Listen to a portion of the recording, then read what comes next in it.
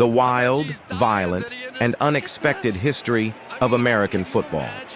American football is the biggest sport in the United States. It owns TV ratings, it owns Sundays, and it basically owns the entire fall season. But what if I told you that the sport we all know and love today was once so chaotic, so violent, and so poorly organized that it was nearly banned by the President of the United States? Yes, football used to be a complete disaster.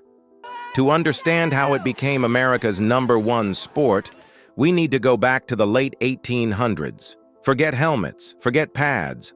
Early football looked more like a mix of rugby, soccer, and an all-out street fight. College students at Harvard, Yale, and Princeton would slam into each other with almost no rules.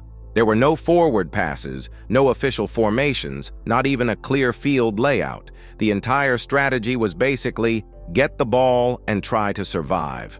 Imagine 30 players all in one giant pile, punching, kicking, dragging each other across the dirt. Newspapers didn't call it a sport, they called it mob warfare. And it wasn't just rough, it was dangerous. Every season, players suffered broken bones, serious head injuries, and worse. By 1905, things reached a breaking point. That year alone, 18 players died. Parents were furious, schools were desperate, and reporters demanded, "Ban football before someone else gets killed." It became a national crisis. And that's when President Theodore Roosevelt stepped in. Yes, the president himself had to intervene to save the sport. Roosevelt invited university leaders to the White House and gave them a simple message: fix this sport, or it's gone. What followed was a complete transformation. New safety rules were created, dangerous formations were banned, and a revolutionary concept was introduced: the forward pass. Suddenly, football wasn't just a chaotic brawl anymore. It became strategic, tactical, and exciting. With these new rules, the sport evolved fast. Coaches began drawing up plays, teams built identities, and rivalries started to grow.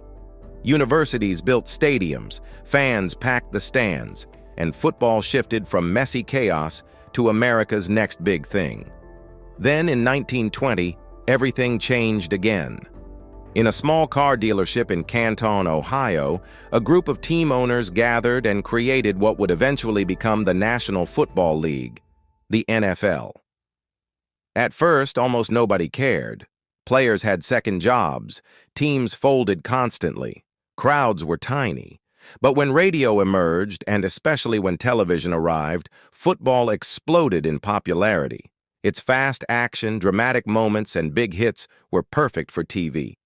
And then came one of the greatest ideas in sports history, the Super Bowl. Created in the 1960s after the NFL merged with the AFL, the Super Bowl instantly became the biggest sporting event in the United States. By the 1980s and 1990s, football wasn't just a sport, it was a cultural force. It shaped cities, created legends, and built dynasties. And in the 2000s and 2010s, the NFL's popularity reached insane levels. It became the most watched league in America year after year. Sunday Night Football became the #1 show on television. The Super Bowl became the most watched event every single year. Even the commercials became part of the culture. Today, American football is bigger than ever. It's entertainment, it's passion, it's identity. For millions of fans, it's more than a game. It's a weekly ritual.